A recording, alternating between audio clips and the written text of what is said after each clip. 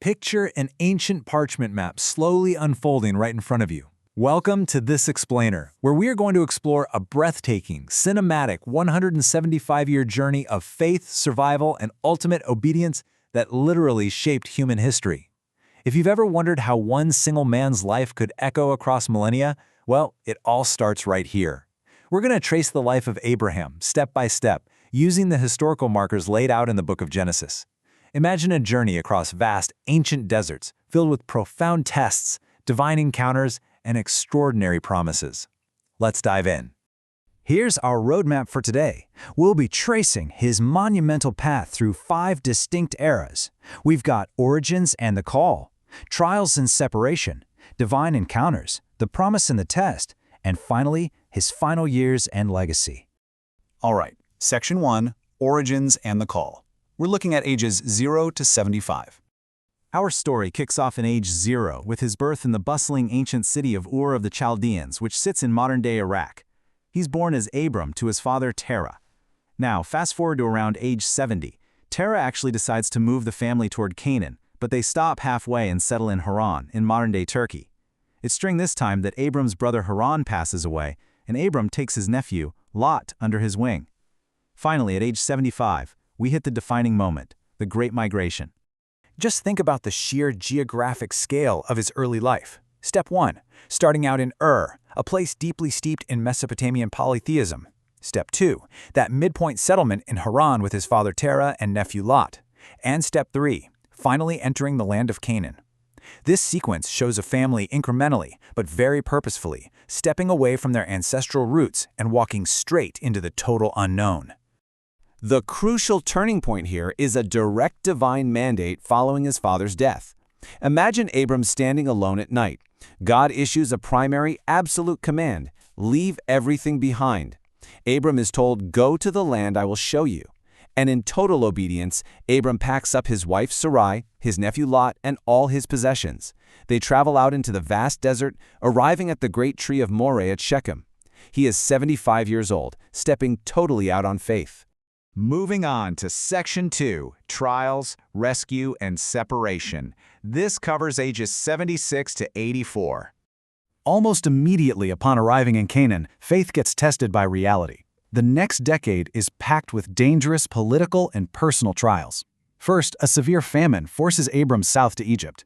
Fear for his own life leads him to claim his wife Sarai is his sister, which causes some intense friction with Pharaoh. They return to Canaan incredibly wealthy. But of course, more wealth creates a new problem. There just isn't enough grazing land. Friction sparks between Abram's herders and Lot's herders.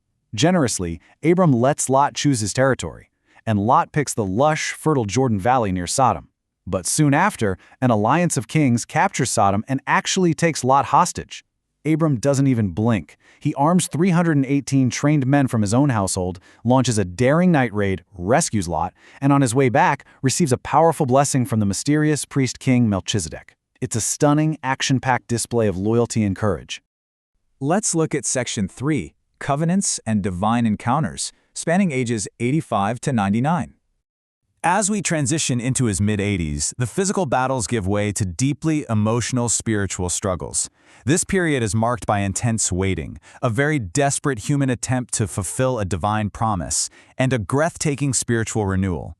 Notice the cluster of events we have here: the covenant of the pieces at 85, the birth of Ishmael at 86, and then a fairly significant silent gap until age 99 when the covenant is ultimately sealed. By age 85, Abram is heavily questioning God about his lack of a biological heir. Picture Abram standing under the immense, deeply dark, starry night sky of the ancient Near East. God takes him outside and simply says, "Look toward heaven and count the stars." This is the staggering moment Abram truly believes. His faith is credited as righteousness, and God formally seals the land promise through a supernatural, fiery ceremony known as the Covenant of the Pieces. But as we know, faith is rarely a straight line. By age 86, sheer human desperation sets in. Following a grueling decade of infertility in Canaan, Sarai actually convinces Abram to follow an ancient Near Eastern custom. She gives her Egyptian handmaid, Hagar, to Abram to bear a child. This results in the birth of Ishmael. And while it fulfills a deep longing for a child, it ultimately creates profound domestic tension and lasting family friction.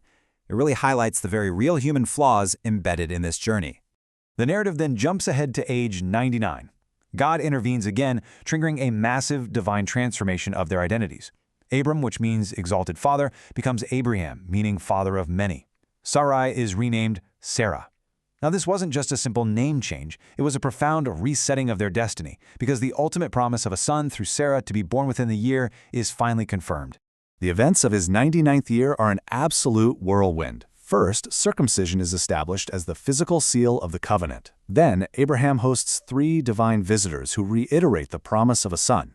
It's so shocking that Sarah actually laughs out of disbelief inside her tent. But then, the story turns incredibly grave. Abraham learns of the impending judgment on Sodom and intimately bargains with God, pleading to spare the city if even 10 righteous people can be found. Tragically, Sodom is destroyed due to its deep corruption, but angels miraculously rescue Lot right before the fire falls from the sky. This brings us to Section 4, The Promise and the Test, covering ages 100 to 120. Against absolutely all biological odds, and honestly, long past the age anyone wants to be changing diapers, at exactly 100 years old, Abraham welcomes the child of promise. Sarah gives birth to Isaac. And Isaac's name? It fittingly translates to, he laughs. It's a beautiful poetic callback to Sarah's earlier disbelief, which is now completely transformed into immense, tearful joy. However, the joyous arrival of the covenant heir tragically fractures the household. The tension boils over entirely, and at Sarah's strong insistence, Abraham is forced to send Hagar and Ishmael away into the desert. It is a devastating, heavy emotional moment, though the text makes sure to note that God promises to protect and preserve Ishmael out in the wilderness, assuring Abraham that his firstborn will not be abandoned.